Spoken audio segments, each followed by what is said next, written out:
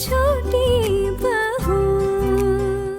फिलहाल के लिए हम ये प्रतिमा ले जाते। अब तू आई है तो खाली हाथ थोड़ी जाएगी। क्या तुझे पहचानती नहीं हूं मैं?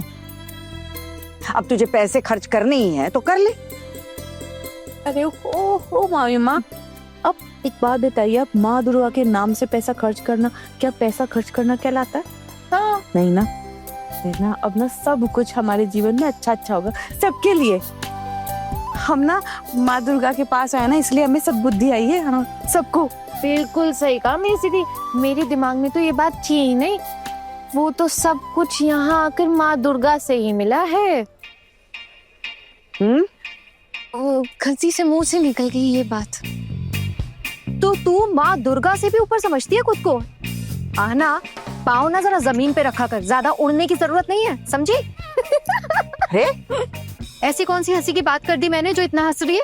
हंसने की तो बात की आपने दीदी। अब हमारी सासू माँ का नाम भी तो माँ दुर्गा के नाम पे है, भूल गई क्या आप? और मैंने तो माँ से परमिशन ले भी ली है। हे भगवान, ये मैंने क्या बोल दिया? अरे अरे क्यों आप इतना घबरा क्यों रही है? आप अपनी माँ का नाम नहीं लेती हो क्या? तो फिर सासू माँ का नाम अगर ले लिया तो क्या दिक्कत हो गई? और वैसे भी ये हमारी अपनी माँ भी तो है।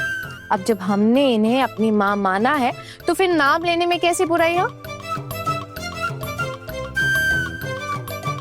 ये लड़की तो सारे नियम तोड़कर ही मानेगी। खैर छोड़ो, माँ की मूर्ति को लेकर घर चलते हैं। लड़कों के आने से पहले घर पहुंचना होगा। क्यों माँ? आप घर की काजिन हैं, सबसे बड़ी हैं। आप क्यों लड़कों से डर रहे हैं? बल्कि लड़कों को आपसे डरना चाहिए, बिल्कुल भी नहीं। और ये कोई जरूरी नहीं है कि लड़कों के आने से पहले हमें घर पहुंचना पड़ेगा। हम सब कुछ अपना सारा काम खत्म करके जाएंगे। क्यों दीदी, सही कहा ना?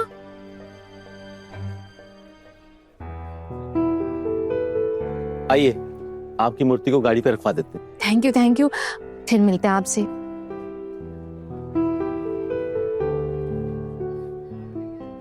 माँ आप देखना, और मजा आएगा।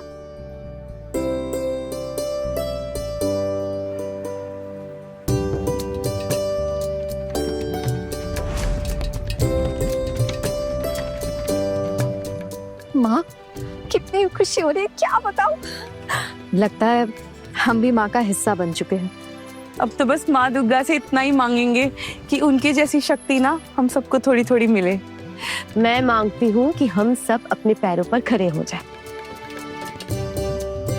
मरीमा, आप क्या मांगेगी? मैं क्या ही मांगू, पूरी जिंदगी तो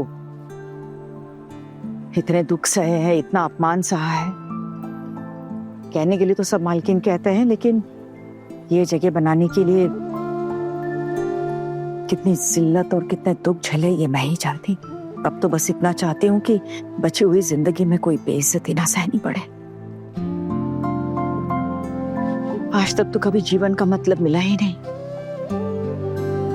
लेकिन अब चाहती हूँ कि बची हुई जिंदगी में कुछ तो मतलब मिले।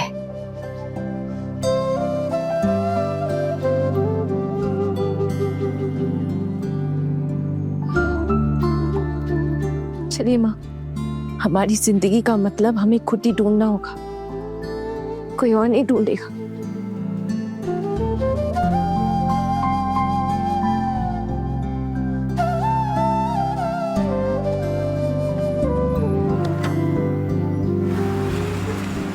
बोलो दुर्गा माई की जय। आज एक अजीब सी खुशी महसूस हो रही है, पता नहीं, जबकि हमने कुछ भी ऐसे खास नहीं किया। यही तो माँ की शक्ति है। माँ हम सबको भी शक्ति दे रही है। माँ का चेहरा देखा, कितनी सुंदर है। अगर अन्याय देख लें तो दैत्य को भी ना भस्म कर देंगी, ऐसे असुर की तरह। इतनी शक्ति है इनमें। हम सब भी तो वैसे ही बनना चाहते हैं। सही कहा अमिता, लेकिन अब ना हम अपमान बिल्कुल नहीं सहेंगे। जितनी ताकत है ना, उतनी ताकत से हम अपने पैरों पर खड़े होंगे। आज माता रानी के सामने हम सब शपथ लेते हैं कि हम पांचों हमेशा साथ रहेंगे, चाहे जो हो जाए। और किसी के सामने भी ना अपना कभी भी सर नहीं झुकाएंगे, कभी नहीं, और किसी के भी सामने नहीं। और अपनी ताकत से ना हम अपना कल लिखें। क्यों आना? आना, क्या हुआ? तो क्यों रो रही है? मैं बस इतना ही तो चाहती थी माँ, बस इतना ही चाहती थी। हम सब औरत के अंदर ना एक शक्ति होती है, और उस शक्ति का विकास हो, उस शक्ति से ना हम हर अपमान को दूर कर सके। हम किसी के भरोसे ना रहे, बल्कि खुद अपने पाँव पर खड़े रहे, अपनी सारी इच्छाएं पूरी करें, दुनिया के भले के लिए काम करें। यही तो असली जिंदगी होती है ना माँ। और एक खाएगा और एक कमाएगा, तो जो खाने वाला है उसके ऊपर तो लोग छड़ी घुमाएंगे ही ना दीदी। लेकिन बस अब इस नियम को बदलना होगा माँ। दुर्गा देवी से ना मेरी बस इतनी ही प्रार्थना है, इतना ही चाहती हूँ मैं। माँ, आप हमारे साथ हैं ना? तुम लोगों के साथ रहने के अलावा मेरे पास और कोई दूसरा रास्ता है क्या? अब जिंदगी इतनी खुशमिजाज हो सकती है ये तो कभी किसी ने समझाया ही नहीं, और ना ही किसी ने बताया, और हम भी नहीं समझे। हमारा तो सारा जीवन ही ऐसे चला गया। फिर भी देखो, मेरे आखिरी दिनों में इतनी खुशियां मिल रही है, मुझे तो लगता है इतनी खुशी में कहीं मैं बेहोश ना हो जाऊं। बस एक बार ये दुर्गा पूजा अच्छे से सफल हो जाए, फिर मूर्तियां बनाना शुरू करेंगे।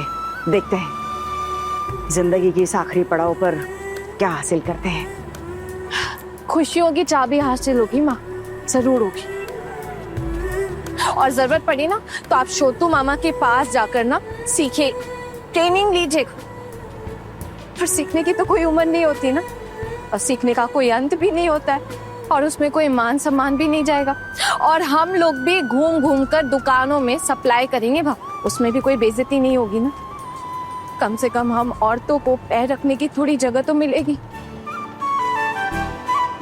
हौसला होगा अपने भरोसे जिंदगी जीने का, खुद की रोटी खुद कमाने का। और ये हौसला बहुत है माँ, ईंधन है हमारी सफलताओं का। दुर्गा माई की जय।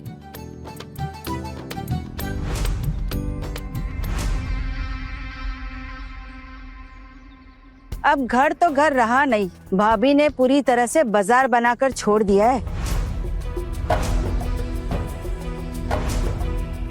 बड़ी मम्मी, आपने हमारा परिवार तोड़ा है।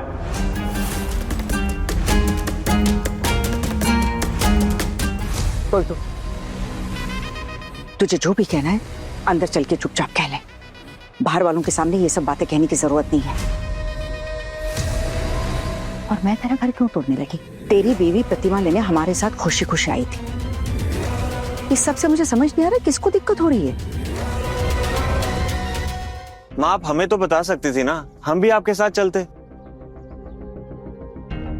हम बताना नहीं चाहते थे। माँ दुर्गा की पूजा कर रहे हैं हम औरतें, और आप लोग भी तो भगवान के नारी रूप की पूजा कर रहे हैं ना।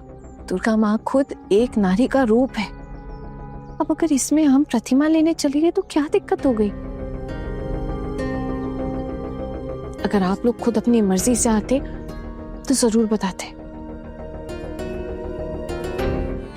माफ कीजिएगा दादा भाई, आपसे इस तरह बात कर रही हूँ, लेकिन आपने ये बात छेड़ी इसलिए मुझे कहना पड़ गया। और वैसे भी हमने जाकर कौन सी महाभारत अशुभ कर दी है? अरे मेरा वो मतलब नहीं था। अरे ऐसा कुछ भी नहीं है। हम लोग तो बचपन से ही जाते रहे हैं। वो मोहल्ले की जब पूजा होती थी ना, तो हम ही जाते थे प्रतिमा लेने। तो क्या हो गया, इस बार घर की बहुएं खुशी खुशी प्रतिमा ले आई तो, और फिर बच्चे भी तो गए थे ना साथ में।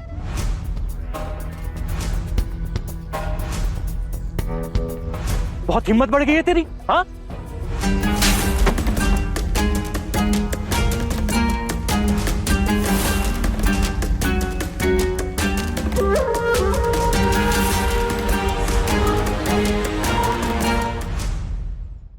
बड़े घर की छोटी बहू, रात 9 बजे दंगल टीवी पर।